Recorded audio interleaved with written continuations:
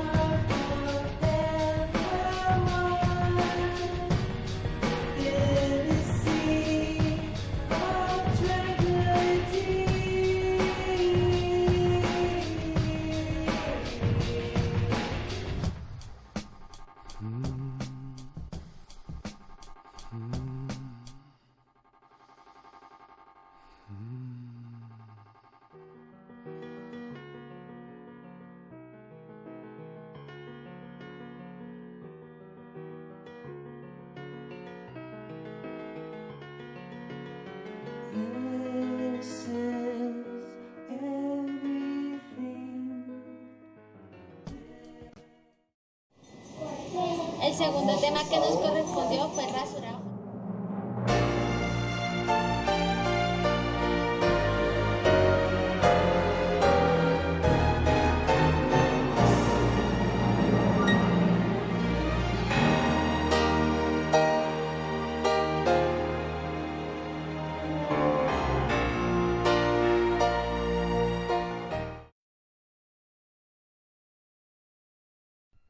Higiene del paciente encamado o inmovilizado. Afeitado. No se complique. Utilice maquinillas de afeitar eléctricas. Es rápido y seguro. Si el paciente usa prótesis dentales, póngaselas para afeitarle.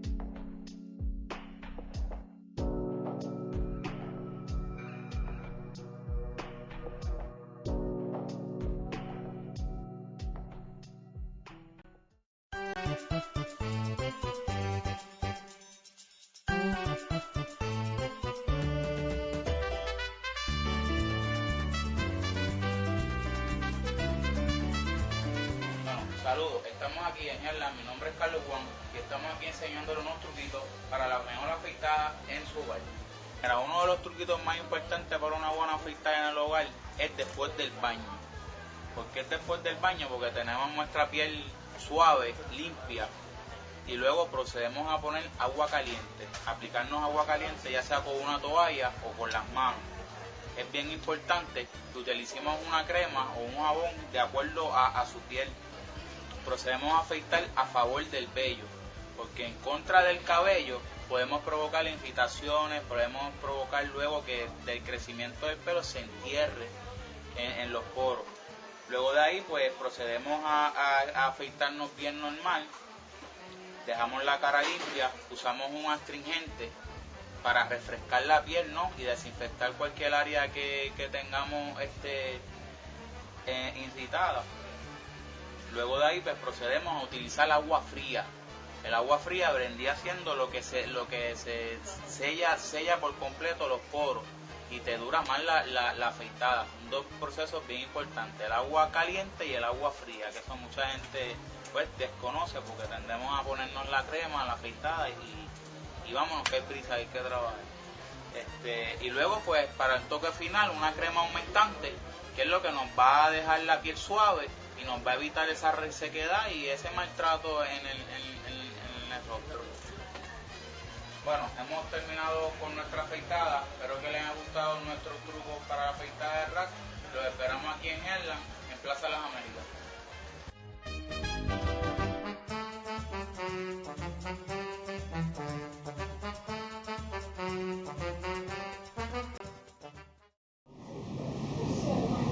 El tercer tema que nos correspondió es sobre el sistema musculoesquelético. A continuación, mostraremos toda la información. El tema que se va a exponer es aparato musculoesquelético. Vamos a enfocarnos en anatomía, fisiología y otros conceptos importantes que se irán mencionando. El primer punto que vamos a tocar es cráneo. Los huesos del cráneo, esta es una imagen anterior. Podemos identificar el parietal, el esfenoides con su ala mayor y menor, el hueso temporal, el hueso etmoides, el vómer, la mandíbula con sus diferentes características, el hueso maxilar, el hueso cigomático, el hueso lagrimal y el hueso nasal. Esta es otra imagen lateral sobre los huesos de los cuales ya hemos hablado e identificado. Esta es una imagen lateral de los músculos del cráneo. Aquí vamos a encontrar el vientre occipital del músculo epicraneano, el músculo auricular posterior, superior y anterior, el vientre frontal del músculo epicraneano por esta parte. También tenemos la fascia del temporal y la aponeurosis epicraneal. Bueno, en este momento vamos a pasar a lo que nos referimos a los músculos de la cara.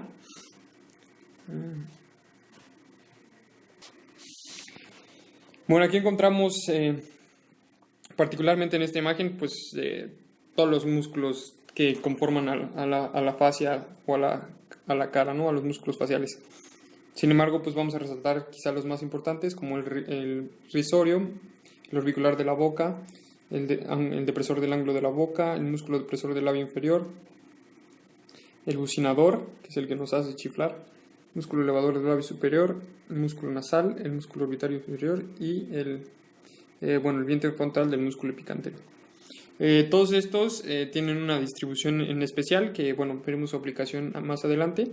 Sin embargo, pues es recordar un poco su anatomía y pues las funciones que tienen de la expresión facial. Vamos a cambiar un poco. Aquí tenemos la irrigación. Es importante nada más recordar, ¿no?, que pues bueno, toda la irrigación facial viene directamente de la carótida externa y pues aquí está ejemplificado cuáles son sus ramas, ¿no? Vamos a señalar pues la arteria maxilar, auricular posterior, arteria transversal facial, de la língula, arteria facial, arteria faríngea ascendente y arteria temporal superficial. Es importante también recordar, aunque no es nuestro tema, sin embargo, cómo están inervados las diferentes regiones de la cara. Todo esto con el sentido de que, pues bueno, vamos a poder explorar los pares craneales, en especial el trigémino y el facial, y pues bueno, buscando diferentes sintomatologías siempre, ¿no? Recordando también cómo pedirle al paciente, ¿no?, que frunza el ceño, que infle los cachetes, que mueva las cejas y que sonría, ¿no? Todo esto, pues como les digo, en semiología, buscar lesión neurológica. Aquí ejemplificamos la ramificación del nervio facial. Y bueno, la aplicación que quizá sea también de gran importancia es en la situación quirúrgica, la resección de nevos, fibromas laxos, etcétera, ¿no?, que se pueden presentar en la cara, y seguir siempre una línea de expresión o seguir las líneas de expresión y, como lo indica aquí el párrafo, seguir la línea de incisión en una manera elíptica. ¿Ok? La siguiente región a estudiar es el cuello. En el cuello, esta es una visión anterior de las vértebras cervicales. Vamos a encontrar atlas, que es C1, axis, que es C2, C3, C4, C5, C6 y C7. Esta es una imagen de los ligamentos craneocervicales externos. Está la membrana atlanto-occipital anterior, la membrana atlanto-occipital posterior, el ligamento longitudinal anterior, la cápsula de la articulación atlantoaxial y la cápsula de la articulación cigapoficiaria, C3, C4. Esta es una imagen lateral. Encontramos, aparte de lo ya mencionado, los ligamentos amarillos, el ligamento nucal, y aquí se ejemplifican los discos intervertebrales. Esta es una imagen de los músculos del cuello con una vista lateral. Encontramos el músculo hiogloso, el músculo miloioideo, el músculo digástrico en su vientre anterior, aquí está el músculo digástrico en su vientre posterior, el músculo estiloioideo, el músculo tiroioideo, el músculo homoioideo en su vientre superior, el músculo esternoioideo, el músculo constrictor inferior de la faringe, el músculo esternotiroideo.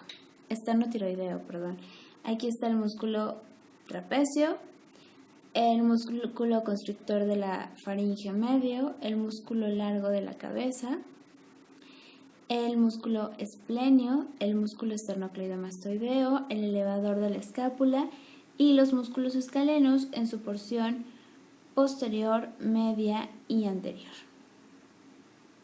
Por último, tenemos una imagen de los músculos y huesos posteriores, escalenos y paravertebrales. Tenemos la apófisis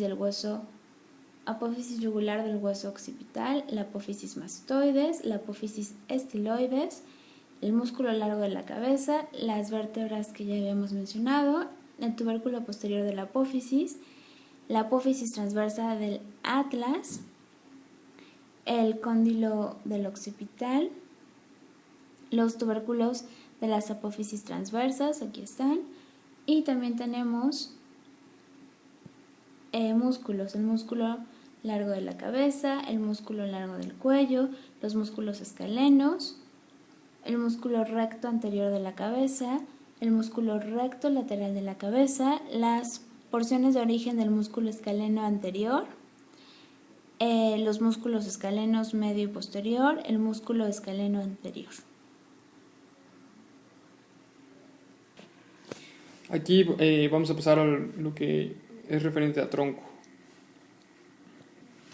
En el aparato esquelético es importante recordar que las vértebras torácicas, que van de la 1 a la 12, forman pues principalmente el nacimiento de toda la caja del tórax. Y pues lógicamente con el soporte que le confiere tanto a las costillas como al propio cuerpo. Lógicamente, pues recordar también que en la anatomía posterior, pues vamos a encontrar todas las estructuras y musculares que sostienen a la propia columna, ¿no? Más adelante, cuando hablemos de espalda, los mencionaremos. Bien, ahora vemos de frente todo lo que es la parrilla costal. Recordar que tenemos 12 costillas. Lógicamente hay 7 que son costillas verdaderas, como podemos ver aquí, y el resto son falsas. Las costillas verdaderas, pues recordar que vienen de la unión o se unen realmente al esternón, y las costillas falsas pues no tienen una articulación propia con el esternón. Finalmente, pues hablando un poco más en la situación fisiológica, pues recordar que es una caja de protección, además de que pues tiene propiedades de expansión para la respiración, y alberga pues todos los órganos cardiopulmonares. Una aplicación importante que podemos ver en cuanto a la semiología del cardiotorácica, pues va a ser la forma en la que vemos al tórax, ¿no? Recordar siempre los tipos de tórax: el normotórax o el tórax normal, ¿no? El pectum excavatum, ¿no? El tórax hendido, y aquí están todas las diferentes formas de tórax que pueden ser patológicas. Encontramos obviamente, hablando lógicamente de la musculatura propia del tórax, vamos a hablar sobre todo de la región que abarca el pectoral mayor, el pectoral menor, los músculos los serratos, y obviamente pues con las características también de los intercostales, que nos ayudan o son accesorios a la respiración. Me estoy trabando. Ahora vamos a hablar del abdomen. Vamos a ver que está delimitado por el diafragma en la parte superior, músculos, que adelante hablaremos de ellos, y el estrecho superior de la pelvis. Va a proteger a diversas estructuras abdominales como el hígado, el colon, el intestino delgado, estómago, vaso, entre otras. Sus paredes va a tener como paredes inferiores la pelvis, los bordes costales y las vértebras lumbares. Todo esto va a dar como la estructura ósea del abdomen. También va a tener paredes musculares. En las paredes musculares vamos a encontrar a los oblicuos, al transverso del abdomen, a los cuadrados de los lomos y al recto del abdomen. También vemos el ilíaco y el psoas mayor. El diafragma es lo que va a delimitar la diferencia entre tórax y abdomen, y vamos a encontrar en su constitución el ligamento arqueado interno, el ligamento arqueado medio, el ligamento arqueado lateral y los pilares, el pilar derecho y el pilar izquierdo. Los músculos anteriores abdominales se van a conformar por el músculo dorsal ancho y el músculo oblicuo externo. Vamos a tener también la aponeurosis del oblicuo externo, la línea alba y el ligamento inguinal. Los oblicuos, vamos a tener 3 oblicuos. Va a ser el oblicuo externo, que son estos, los oblicuos internos y sus aponeurosis, y el oblicuo interno que adelante lo mencionamos. También vemos el músculo recto del abdomen en esta imagen. Y aquí vemos cómo están las vainas de los rectos. Entonces tenemos nuestra línea alba, el recto del abdomen, y aquí viene oblicuo externo, oblicuo interno y transverso del abdomen.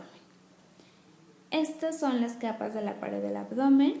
Vamos a tener una fascia superficial que se va a constituir por grasa y una membranosa. Antes de esto va a estar la piel, después siguen las aponeurosis.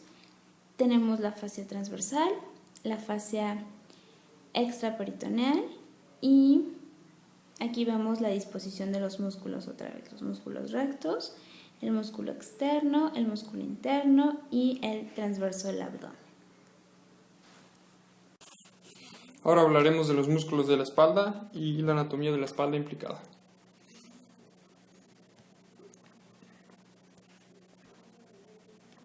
Recordar que la espalda es de los grupos musculares más grandes y más potentes que hay en todo el sistema musculoesquelético. Ya nos describieron la anatomía del cuello. Vamos a hablar lógicamente de un músculo muy importante como es el trapecio. Vamos a hablar también del deltoides, que aunque pertenece a miembro superior, lo tocaremos más bien en miembro superior. Vamos a hablar del dorsal ancho. Vamos a hablar de los músculos redondos mayor y menor.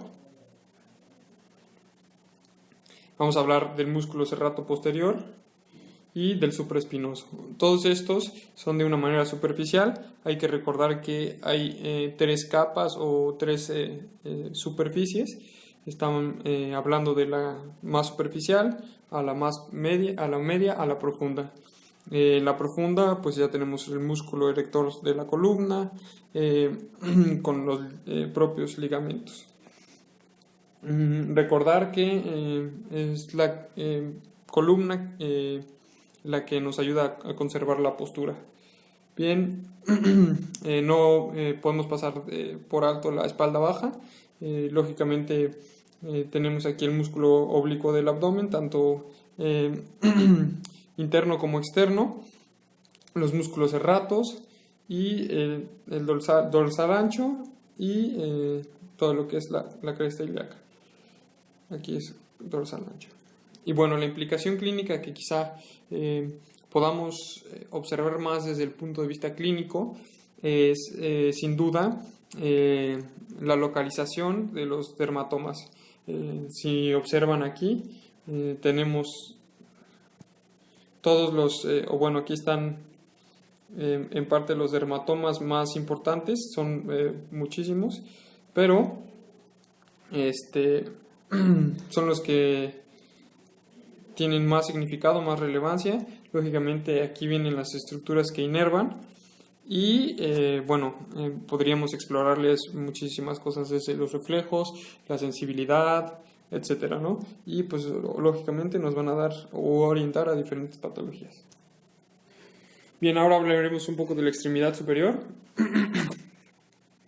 Recordando un poco la anatomía del brazo, del hueso, pues lógicamente vamos a encontrar que está compuesta por todo el húmero y el acromion y la escápula, ¿no? En conjunto esto es lo que se conoce como miembro superior. Podemos ver en azul y en rojo las inserciones y los orígenes musculares. Lógicamente también podemos recordar la cabeza del húmero, cómo se inserta en su cápsula articular. Y vamos a pasar a hablar de los músculos del manguito rotatorio. Vamos a recordar que son 4 principalmente: el músculo supraespinoso, el infraespinoso, el músculo supraescapular y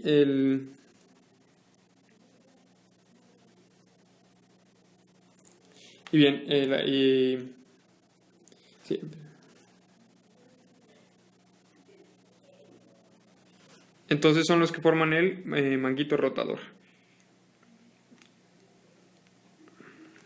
En esta vista también podemos ver todos los músculos que conforman la zona del miembro superior, hablando desde la anatomía del bíceps, con sus diferentes inserciones, tanto la porción larga como la porción corta. Vamos a hablar del deltoides, de todas sus vainas y sus inserciones. Hablamos del tríceps, aquí se nota pues la vista anterior, de todos los músculos que ya hablamos, y la vista posterior, ¿no? El coracomial, y tenemos que comprenden esta parte del brazo. Por otra parte tenemos los músculos del antebrazo. Esta es una visión anterior. Recordar que el antebrazo está compuesto por músculos flexores y extensores, así como pronadores y supinadores, que pues nos van a dar las características propias de la rotación del antebrazo. Ahora hablaremos de la extremidad inferior. Los huesos de la extremidad inferior van a ser la pelvis,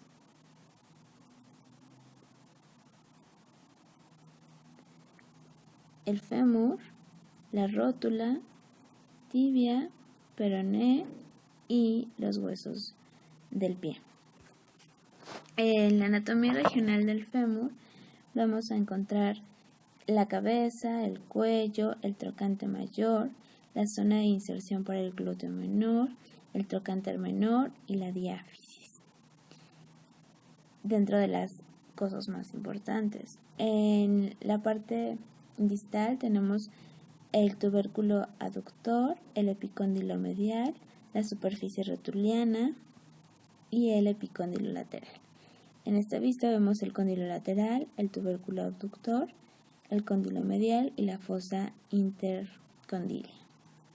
En la tibia proximal vamos a encontrar los tubérculos de la eminencia intercondilia, el cóndilo medial, el cóndilo lateral, la tuberosidad tibial, la diáfisis de la tibia.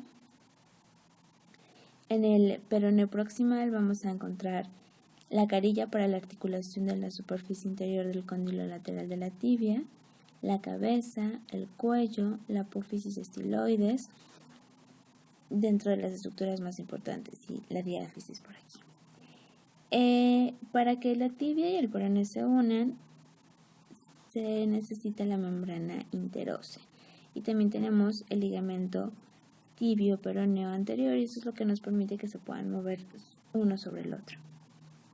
Los huesos del pie vamos a tener las falanges, los metatarsos y los huesos del tarso, que se van a distinguir en tres: una fila distal, un hueso intermedio y una fila proximal.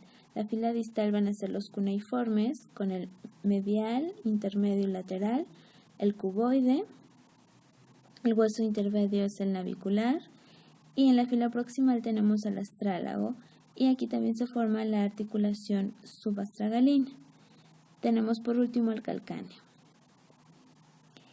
Esta es la rodilla y son las partes que la conforman. Tenemos la región intercondilia, tenemos la tuberosidad y tenemos la articulación con el menisco lateral.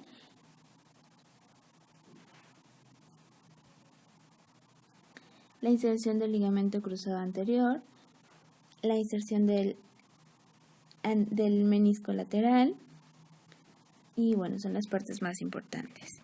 Dentro de los músculos vamos a dividir al muslo en compartimiento anterior y posterior. En el anterior los más importantes que tenemos es la cabeza refleja del recto femoral, la cabeza recta del recto femoral, el vasto lateral, el recto femoral, el sartorio, el vasto medial.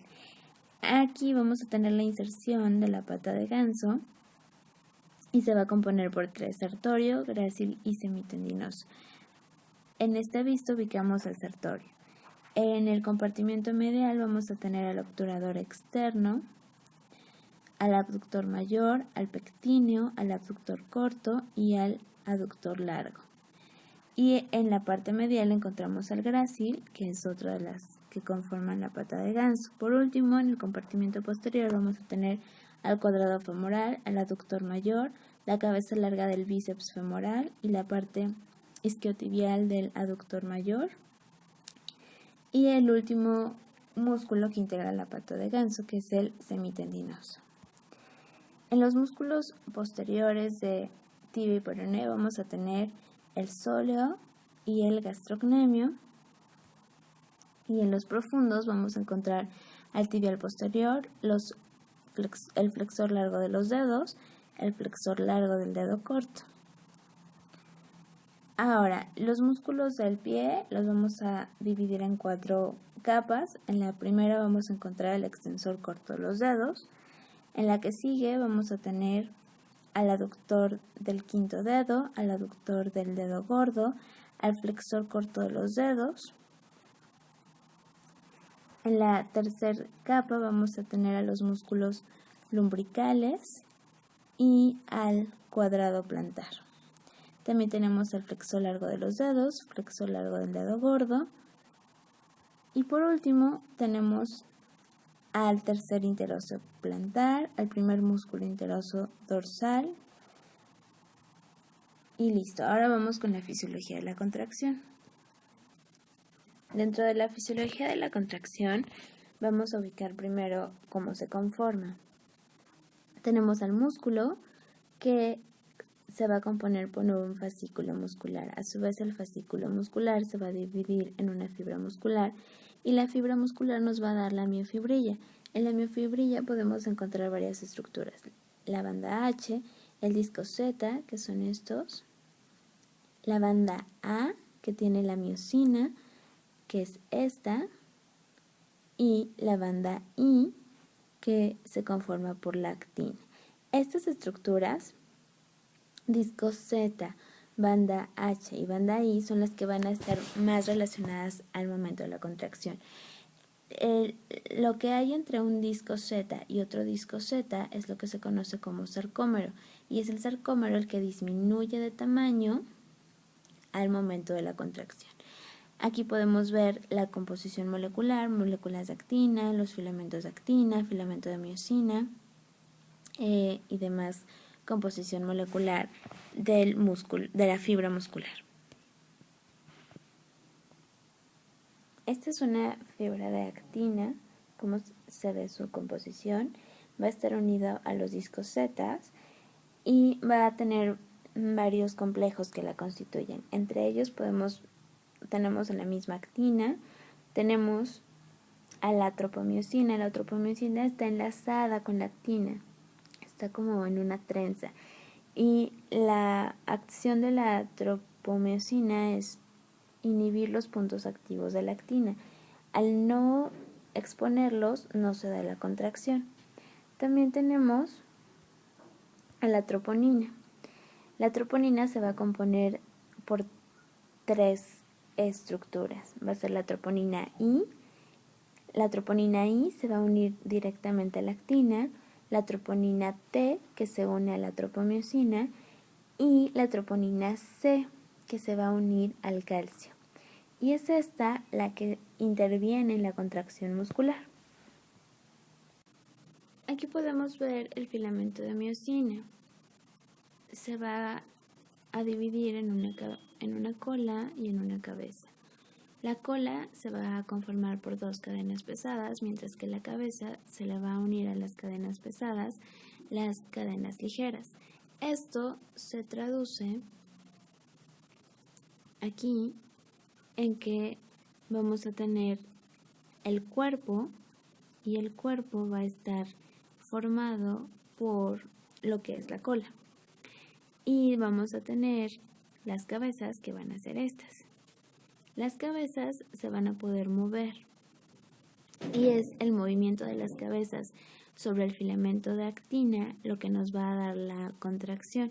Tenemos que las cabezas van a tener bisagras, y son estas bisagras las que permiten el movimiento.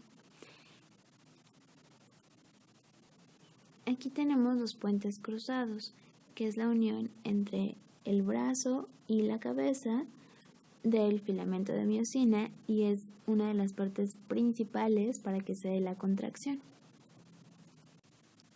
Una vez que el filamento de actina es activado por los iones calcio y los puntos activos ya están disponibles para que se unan a ellos las cabezas de la miosina, es cuando se inicia la contracción. Todavía no es esto es una hipótesis, y la teoría que más acepta es la teoría de la cremallera, en donde se propone que cuando la cabeza se une a un punto activo de la actina, se producen cambios profundos en las fuerzas intramoleculares entre la cabeza y el brazo de este puente cruzado, en esta interacción que ya habíamos mencionado. Entonces hay una nueva alineación de fuerzas que hace que la cabeza se desplace hacia el brazo y que al desplazarse arrastre al filamento de actina. Una vez que se desplaza, entonces tenemos a la cabeza que se va a unir al punto activo. Una vez que se une, se vuelve a desplazar y se une a otro punto activo que está posterior a este. Y así se va uniendo puntos activos que están más alejados del punto inicial, y eso es lo que se le conoce golpe activo. Y es al final este golpe activo el que produce que disminuya el tamaño del sarcómero y que se dé la contracción muscular. Por último, en esta imagen podemos ver dos fases del músculo, una relajada y el otro contraído. Podemos ver cómo disminuye el tamaño.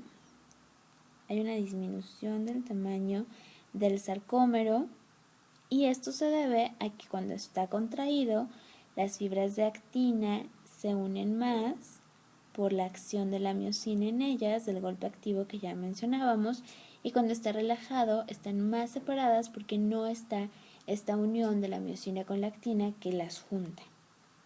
Y bueno, así es como terminamos la plática sobre la anatomía y parte de fisiología del sistema musculoesquelético. Dado por terminados los 3 temas correspondientes, prestaremos la atención de todo el grupo